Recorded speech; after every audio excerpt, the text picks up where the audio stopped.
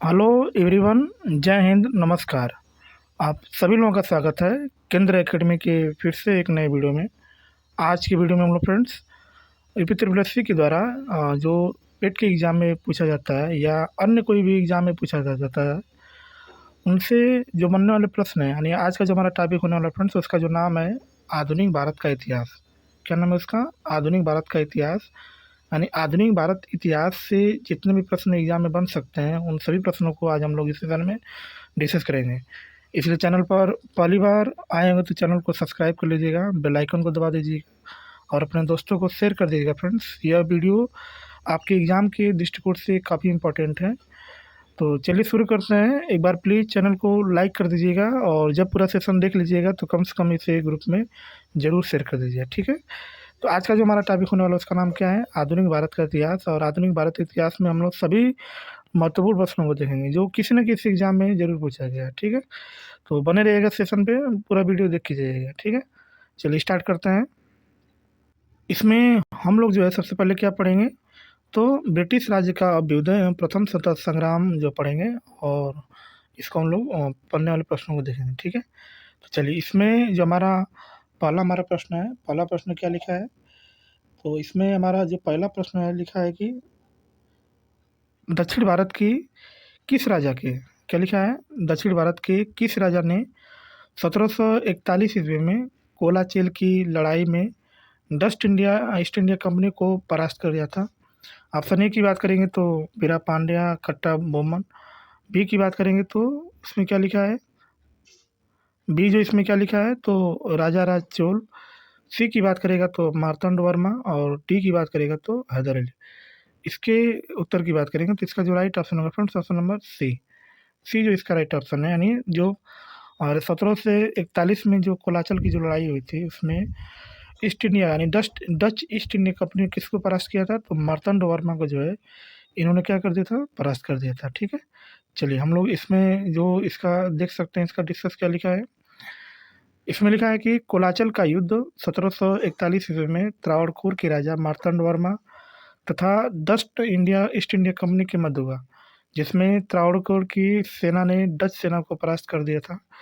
Dutch east India company की स्थापना जो है 1602 ईस्वी में हुआ था और डचों का भारत में अंतिम रूप से पतन जो है 1759 ईस्वी में हुआ था। अंग्रेजों एवं डचों के मध्य जो है वेदरा के युद्ध में हुआ था ना। तो सबसे पहले इसमें हमने क्या क्या देखा कि सबसे पहले डच ईस्ट इंडिया कंपनी की स्थापना कब हुई थी? तो 1602 ईस्वी में हुआ था। अंतिम रूप से भारत से कब डच वापस गए? तो 1759 ईस्वी में। किस युद्ध के बाद? तो वेदरा का युद्ध हुआ था और इसी वेदरा युद्ध में जो है अंग्रेजों एवं डचों के मध्य युद्ध हुआ था, जिसमें अंग्रेजों ने जो है डचों को क्या कर दिया? परास्त कर दिया, ठीक है ना। बाकी अब कुलाचल का युद्ध की बात करेंगे तो ये जो युद्ध हुआ था 1741 ईस्वी में हुआ था। किसके किसके बीच हुआ था? तो राजा मार्तंड और डच ईस्ट इंडिया कंपनी के बीच, जिसमें क्या हुआ? तो डच ईस्ट इंडिया कंपनी भी परास्त हो गया, ठीक है ना। आगे चलिए नेक्स्ट। नेक्स्ट जो हमारा दूसरा प्रश्न है, क्या लिखा है?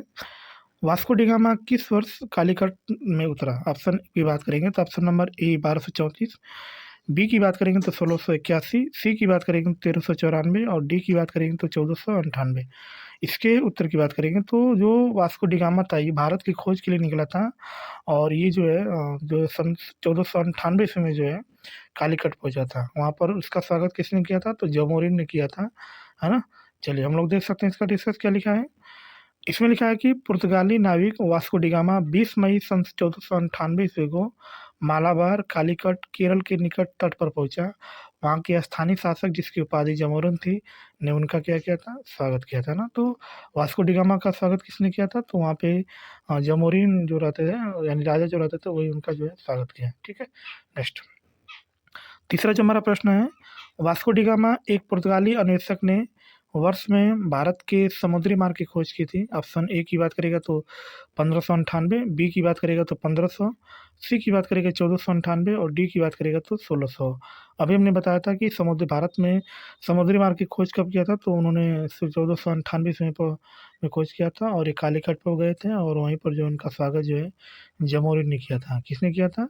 तो जमोरिन ने, ठीक है। नेक्स्ट नेक्स्ट प्रश्न की बात करेंगे तो भारत में बीओसी जिसको हम लोग वेरिगेट ऑस्टेनिसिट कंपनी बोलते हैं, ये बीओसी बोलते हैं, का गठन निम्नलिखित में से किसके द्वारा किया गया था? ऑप्शन ए की बात करेगा तो फ्रेंच, बी की बात करेगा तो पुर्तगाली, सी की बात करेगा डच और डी की बात करेगा तो ब्रिटिश।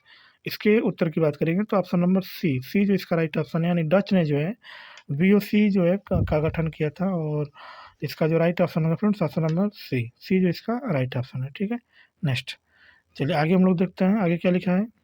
इसका हम लोग डिस्कस दे सकते हैं क्या लिखा है। भारत में वीओसी, जिसको वेरिनिगेट ऑस्टेनिसिड कंपनी यानी वीओसी कहते हैं, का गठन जो है डच द्वारा 1602 ईस्वी में किया गया था। एशिया में सक्रिय प्रारंभिक यूरोपीय व्यापारिक कंपनियों की तरह यह एक भी प्रभावशाली कंपनी थी, है ना। चलिए नेक्स्ट, पांचवा जो हमारा प्रश्न है क्या लिखा है। इसमें लिखा है कि जब ईस्ट इंडिया कंपनी की स्थापना हुई तब भारत पर निम्नलिखित में से किसका शासन था? ऑप्शन ए की बात करेगा तो गुप्त सम्राट, बी की बात करेगा शुंग सम्राट, सी की बात करेगा मुगल सम्राट और डी की बात करेगा तो मौर्य सम्राट। जब ईस्ट इंडिया कंपनी की स्थापना कभी थी तो 1600 ईस्वी में हुआ था, और उस समय जो है भारत में जो है मुगल सम्राट का शासन हुआ था करता था। किसका शासन था उस समय? तो मुगल सम्राट का। इसलिए ऑप्शन नंबर सी जो है इसका क्या है, राइट ऑप्शन है ना, मुगल सम्राट का शासन था। ठीक है, चलिए हम लोग देख सकते हैं इसका डिस्कस क्या लिखा है।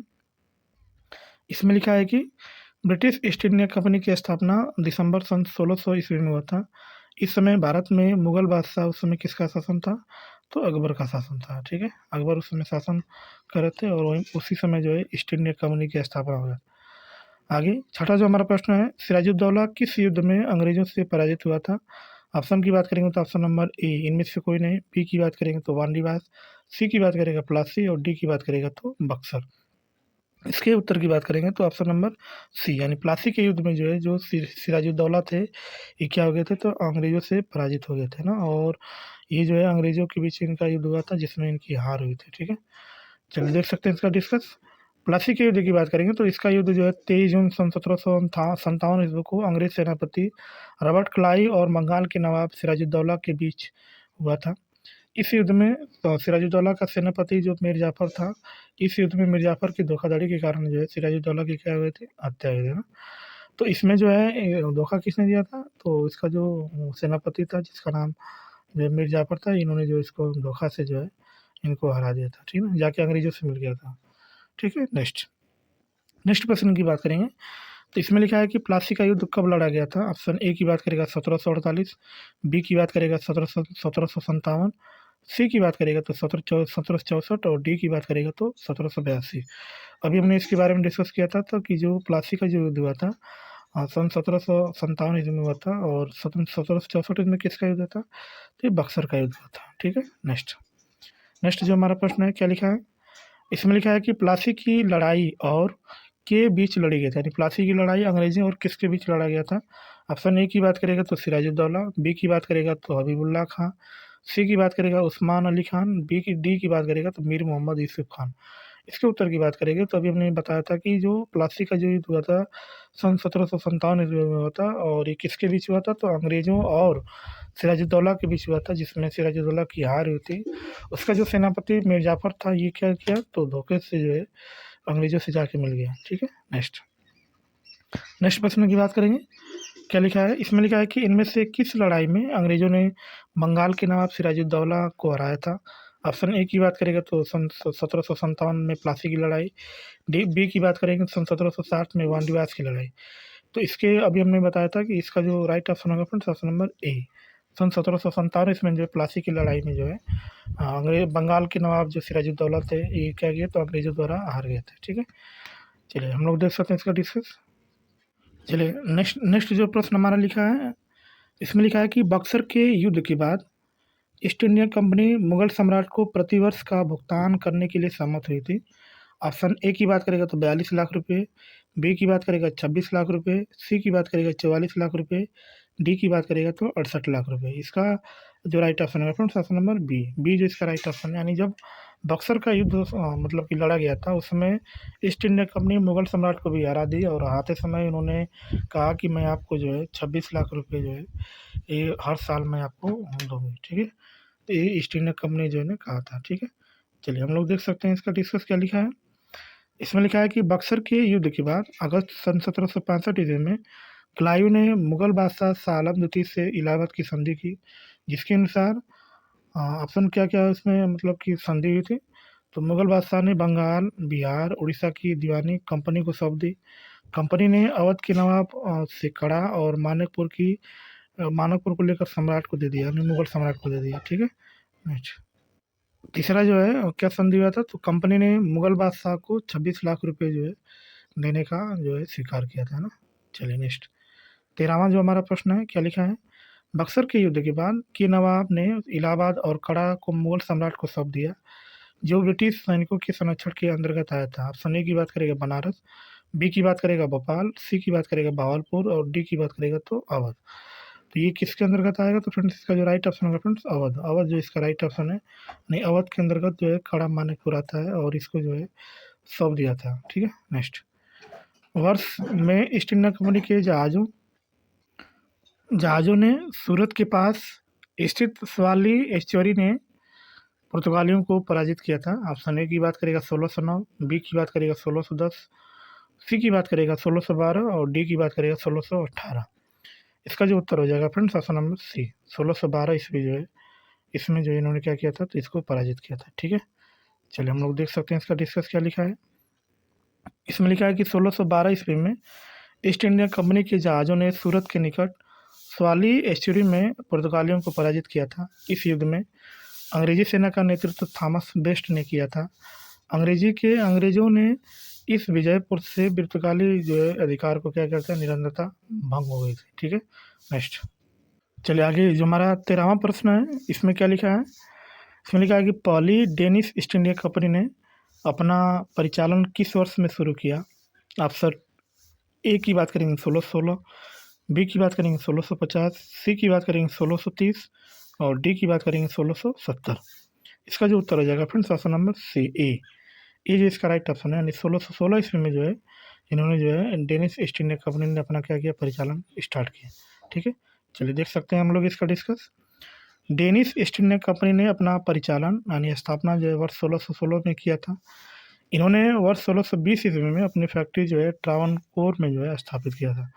कहाँ पे किया था, तो ट्रावनकोर या ट्रावनकोर भी इसको हम लोग बोलते हैं। ठीक है। चलिए नेक्स्ट प्रश्न की हम लोग बात करेंगे, क्या लिखा है, 14वां हमारा जो प्रश्न है, इसमें लिखा है कि श्रीरंगपट्टनम का ऐतिहासिक शहर जिसे टीपू सुल्तान और उसके पिता हैदर अली की कब्रों का घर माना जाता है, वह निम्नलिखित किस शहर के में लगभग 15 किलोमीटर की दूरी पर स्थित है। ऑप्शन ए की बात करेगा तो बंगलुरु, बी की बात करेगा तो मंगलुरु, सी की बात करेगा मैसूर और डी की बात करेगा तो बेलगाम। और जो युद्ध हुआ था फ्रेंड्स मैसूर का मतलब हुआ था मैसूर में ही, तो इसका जो राइट ऑप्शन होगा friends option number C, Mysore जो इसका राइट ऑप्शन है। ठीक है ना, क्योंकि आंग्ल मैसूर ही युद्ध हुआ था अंग्रेजों के बीच। ठीक है। प्रश्नानुसार कर्नाटक का ऐतिहासिक शहर श्रीरंगपट्टनम मैसूर से लगभग 15 किलोमीटर की दूरी पर स्थित है। मैसूर पर हैदर अली और उनके पुत्र टीपू सुल्तान का क्या था, शासन था। ठीक है। नेक्स्ट, 15वां जो हमारा प्रश्न है, ब्रिटिश शासन को भारत से उखाड़ फेंकने के लिए इनमें से किसने फ्रांसीसियों की मदद मांगी थी। ऑप्शन ए की बात करेगा हैदर अली, बी की बात करेगा टीपू सुल्तान, सी की बात करेगा संभाजी, डी की बात करेगा तो शिवाजी। इसका जो राइट ऑप्शन है option number B, Tipu Sultan ने जो है ब्रिटिश शासन को भारत से उखाड़ फेंकने के लिए जो है इन्होंने फ्रांसीसियों की क्या की थी, मदद मांगी थी। ठीक है। चलिए आगे हम लोग देख सकते हैं इसका डिस्कस क्या लिखा है। इसमें लिखा है कि ब्रिटिश भारत को शासन को भारत से उखाड़ फेंकने के लिए टीपू सुल्तान ने फ्रांसीसियों से मदद मांगी थी। चतुर्थ आंग्ल मैसूर जो 1799 में हुआ था, जिसमें टीपू सुल्तान की क्या हुए थे, मृत्यु हुई थी। तो कुल मिला के जो है 4 आंग्ल मैसूर युद्ध हुआ था, जिसमें से प्रथम आंग्ल मैसूर युद्ध, द्वितीय आंग्ल मैसूर युद्ध, तृतीय आंग्ल मैसूर युद्ध और चतुर्थ आंग्ल मैसूर युद्ध। द्वितीय आंग्ल मैसूर युद्ध में जो है हैदर अली की मृत्यु हो जाती है और चतुर्थ में किसकी मृत्यु हो जाती है, तो टीपू सुल्तान की मृत्यु हो जाती है। ठीक है। चलिए नेक्स्ट प्रश्न की बात करेंगे, जो हमारा 16वां प्रश्न है। इसमें लिखा है कि टीपू सुल्तान कहाँ का शासक था। ऑप्शन ए की बात करेगा तो हैदराबाद, बी की बात करेगा तो मदुरई, सी की बात करेगा मैसूर और डी की बात करेगा तो विजयनगर।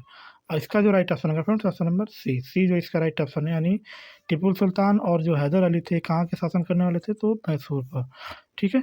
चलिए नेक्स्ट हम लोग देख सकते हैं इसका डिस्कस। टीपू सुल्तान मैसूर का शासक था। ये फ्रांस की क्रांति से अत्यधिक प्रभावित थे। इन्होंने श्रीरंगपट्टनम को अपनी राजधानी बनाया तथा यहाँ जैकोबिन क्लब की स्थापना की। साथ ही अपनी राजधानी में फ्रांस एवं मैसूर के मैत्री की प्रतीक के रूप में स्वतंत्रता का वृक्ष लगाया। टीपू सुल्तान ने अपने समकालीन विदेशी राज्यों से मैत्री संबंध बनाने एवं अंग्रेजों के विरुद्ध सहायता प्राप्त करने के लिए आधुनिक रीति से दूतावासों को क्या किया था, स्थापना किया। ठीक है, चलिए नेक्स्ट आगे जो हमारा प्रश्न लिखा है 17वां जो हमारा प्रश्न लिखा है, क्या लिखा है कि श्रीरंगपट्टनम की लड़ाई में अंग्रेजों ने किसे पराजित किया। ऑप्शन ए की बात करेगा हैदर अली, बी की बात करेगा पेशवा माधवराव, सी की बात करेगा टीपू सुल्तान और डी की बात करेगा तो पेशवा बाजीराव। इसका जो राइट ऑप्शन है फ्रेंड्स ऑप्शन नंबर सी, यानी जो श्रीरंगपट्टनम की जो लड़ाई हुई थी इसमें जो है टीपू सुल्तान जो हार गया था, अंग्रेजों से हार गया था। ठीक है, और इस चतुर्थ आंग्ल मैसूर युद्ध में इसका क्या होती है, मृत्यु जाती है 1799 ईस्वी में। ठीक है, चलिए नेक्स्ट इसका हम लोग देख सकते हैं, इसका डिस्कस क्या लिखा है। इसमें लिखा है कि श्रीरंगपट्टनम के युद्ध में अंग्रेजों ने सन 1799 में टीपू सुल्तान को हराया था।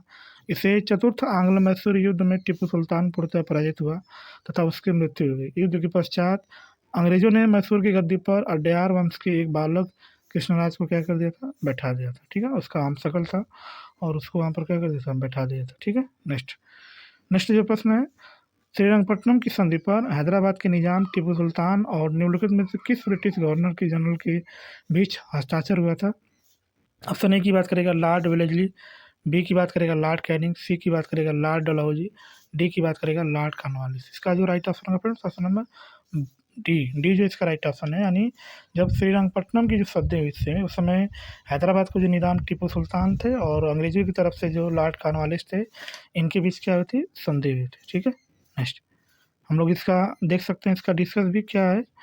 तो इसमें क्या लिखा है, तृतीय आंग्ल मैसूर युद्ध जो 1790 से 1792 ईस्वी का नेतृत्व ब्रिटिश सेना के खिलाफ मैसूर के शासक टीपू सुल्तान ने किया था। भयंकर प्रतिरोध के होने के बावजूद टीपू सुल्तान अंततः हार गया। इसके परिणामस्वरूप श्रीरंगपट्टनम की संधि पर हस्ताक्षर किया गया। श्रीरंगपट्टनम की संधि ने तीसरे आंग्ल मैसूर युद्ध को समाप्त कर दिया। इसके हस्ताक्षरकर्ताओं में ब्रिटिश ईस्ट इंडिया कंपनी की ओर से लॉर्ड कॉर्नवालिस थे और हैदर अली के निजाम और मराठा साम्राज्य के प्रतिनिधि मैसूर के शासक टीपू सुल्तान शामिल थे। ठीक है, नेक्स्ट 19वां जो हमारा प्रश्न है, किस ईस्ट इंडिया कंपनी ने रणजीत सिंह के साथ अमृतसर की पहली संधि पर हस्ताक्षर किया था। ऑप्शन ए की बात करेगा 1800, बी की बात करेगा 1805, सी की बात करेगा 1806, डी की बात करेगा 1809।